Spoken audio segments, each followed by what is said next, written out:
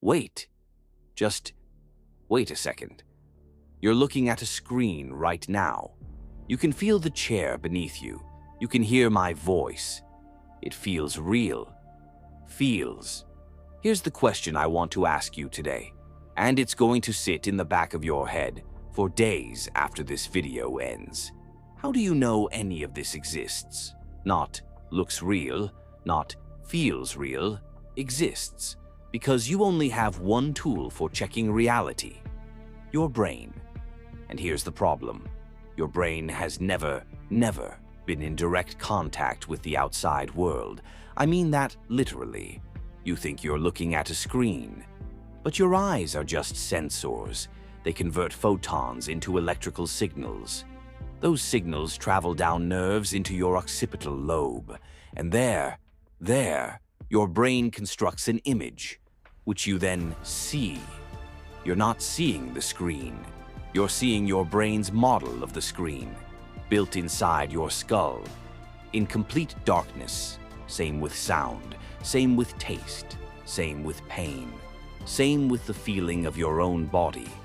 Everything you have ever experienced, every single thing, is not reality. It's your brain's best guess at reality, rendered and delivered to you as a finished product. Philosophers have a name for this. They call it the brain in a vat, or in the more modern version, simulation theory. But today I don't want to talk philosophy.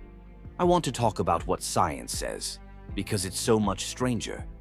In 2017, neuroscientist Anil Seth gave a TED Talk that changed how a lot of people think about consciousness. He said this: perception is a controlled hallucination. Wait, what does controlled mean? Here's how it works. The brain doesn't wait for data to arrive from outside and then figure out what's happening. That would be too slow, evolutionarily useless. By the time you've processed information about the tiger has already eaten you. So the brain does something else. It constantly builds predictions. What is happening around me right now? What will happen in the next second? And then it compares those predictions against whatever comes in from the senses. If they match, great. Nothing changes. If they don't match, the brain updates the prediction. You think you're perceiving the world. What you're actually perceiving is the error signal, the difference between what your brain expected and what arrived. You know what that means in practice? Most of the time, you're not processing the external world at all. You're watching an internal film your brain pre-produced, and only occasionally, something from outside breaks through and slightly edits the script. You live inside a prediction, not inside reality. Okay, let's get specific, because this isn't just abstract neuroscience. The blind spot. Every human eye has a place on the retina with 0 photoreceptors, where the optic nerve connects. That means a section of your visual field literally does not exist.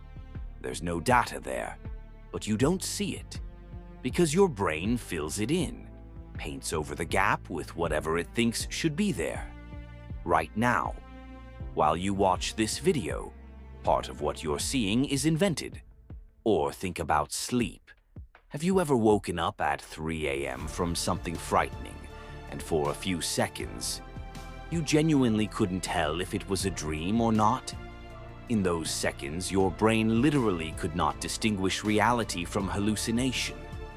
Literally could not. So tell me, if it can fail that badly after sleep, what makes you so sure it isn't failing right now?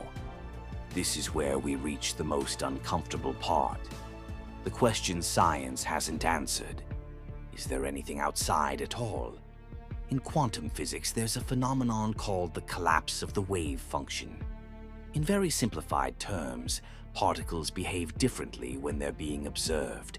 When you're not looking, an electron seems to exist in multiple places simultaneously, a smear of probability.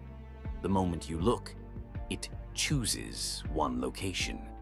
Physicists still argue about what this means, But one interpretation, one of the serious scientific interpretations, not mysticism, sounds like this. Reality does not exist independently of the observer.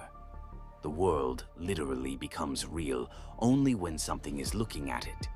And the thing that's looking is you, your brain.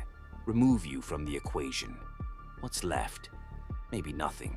Maybe wave functions that never collapse.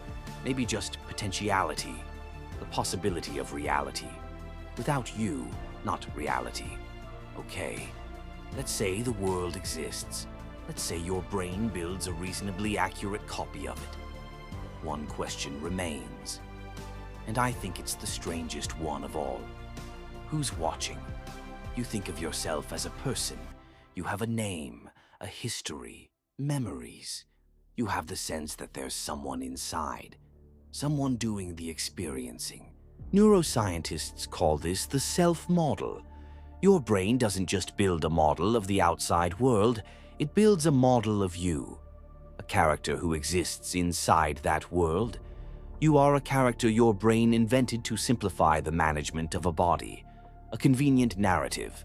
And this character is completely convinced it's real, that it has free will, that its choices are its choices. But research shows your brain makes decisions 300 to 500 milliseconds before you decide. You find out about the decision after, and then you convince yourself it was you. I'm not telling you this to scare you. Well, a little. I'll be honest about that. But I'm telling you because there's something in this idea that fascinates me rather than terrifies me. If everything you experience is a model, a hallucination, a construction of the brain, then the pain you feel is still real in the sense that it happens. Joy is real. Love is real. These things don't become less real because a brain produces them rather than some metaphysical external world. You are hallucinating the beauty of a sunset, but the sunset is still beautiful.